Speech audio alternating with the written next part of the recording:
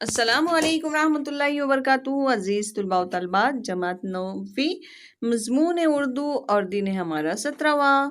تو چلیے پیارے بچوں، مہارت اور تصور میں دیکھتے ہیں مختلف اصناف ادب کو سمجھ کر پڑھنا۔ آؤ معلوم کریں عزیز طلباء، آج تک آپ مختلف اصناف ادب کا مطالعہ کر چکے ہیں۔ آج ہم جماعت ہشتم کی درسی کتاب بال بھارتی میں موجود شعری صنف مثنوی بعنوان حسن اختر کا ایک اقتباس پڑھیں گے اور اس پر مشتمل سرگرمیاں حل کریں گے۔ مثنوی شعری اصناف سکن کی ایک قسم ہے۔ اس میں کوئی طویل تاریخی، ادبی یا مذہبی واقعہ بیان کیا جاتا ہے۔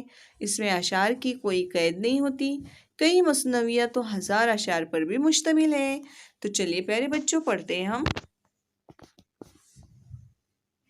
یہ واجد علی ابن امجد علی سنتا ہے اب داستان رنج کی، کہ جب 10 برس سلطنت کو ہوئے، جو تالے تھے بیدار سونے لگے۔ ہوا حکم جنرل گورنر یہ یار، کرو سلطنت کو خلا ایک بار۔ جفاکش کا شاہ اودھ نام ہے، حکومت کا آخر یہ انجام ہے۔ جو لارڈ ڈلہوزی اس وقت تھے، مضامین انہوں نے یہ خط میں لکھے۔ رعایا بہت تم سے ناراض ہے، تمہاری ریاست ہے بدنام شے۔ رعایا نہ دیکھیں گے ہرگز تباہ، فقط نام کے تم رہو بادشاہ۔ مہینہ ہر ایک ماہ 1,00,000 کا، ملے گا تمہیں کچھ نہیں شک ذرا۔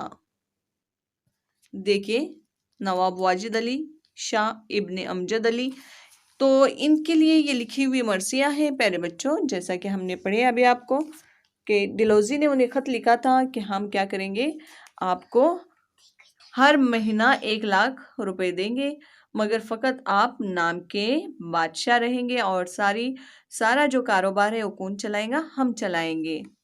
تو چلیے دیکھتے ہیں ابھی سرگرمی دیکھیے۔ جن اشعار سے ذیل کا مفہوم واضح ہوتے ہیں وہ لکھیے۔ واجد علی رنج کی داستان سناتا ہے، تو اس میں کون سا اشعار ایسا ہے جس میں یہ جملہ آپ کو اس کا نچوڑ لگتا ہے یا اس کے معنی لگتا ہے، وہ لکھنا ہے۔ گورنر جنرل نے حکومت کو خالی کرنے کا حکم دیا ہے، ہر ماہ تمہیں 1,00,000 ملیں گے۔ سرگرمی نمبر 2 دیکھیے۔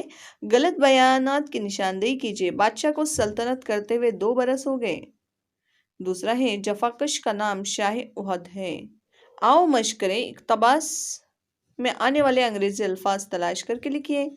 درج ذیل الفاظ کے لیے نظم میں آئے ہوئے الفاظ لکھیے۔ کہانی، تقدیر، عوام، چیز۔ آؤ تخیلاتی بنیں۔ نواب واجد علی کا دور سلطنت اور اس کا خاتمہ، اس موضوع پر معلومات یکجا کیجیے۔